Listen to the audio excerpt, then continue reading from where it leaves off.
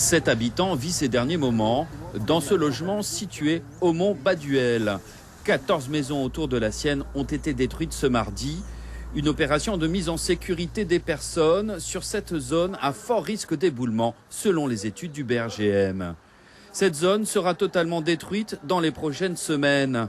Mais comme l'assure le directeur de cabinet de la préfecture, lors de cette réunion publique, des solutions de relogement seront offertes avant destruction. Les gens qui sont en situation régulière, qui travaillent, qui déclarent leur salaire, etc., on va regarder au cas par cas. Il y a des personnes qui accepteront d'aller dans les 101 logements qui vont être livrés au second semestre 2017 et qui accepteront aussi d'aller sur un terrain en solution temporaire, vraiment temporaire. D'autres qui ne voudront pas aller sur ce terrain-là, qui préféreront se débrouiller avec la famille et qui accepteront aussi les logements HLM, et d'autres qui voudront peut-être acheter du terrain ailleurs.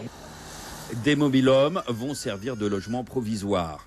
Mais pour l'instant, sur les 180 familles recensées, seules 60 ont rempli leur dossier auprès de la mission de maîtrise d'œuvre urbaine et sociale afin de pouvoir accéder au relogement. Lors de cette réunion, plusieurs personnes expriment de la méfiance, la peur d'être jetées à la rue.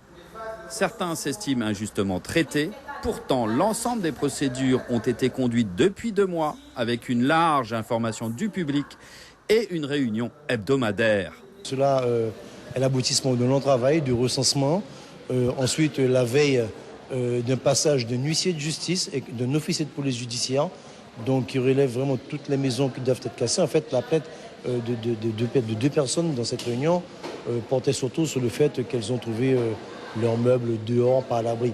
Effectivement, si ces personnes n'étaient pas là, les services municipaux ont effectivement procédé à l'ouverture des bâtiments sous contrôle d'un officier de police judiciaire, comme l'exige la loi.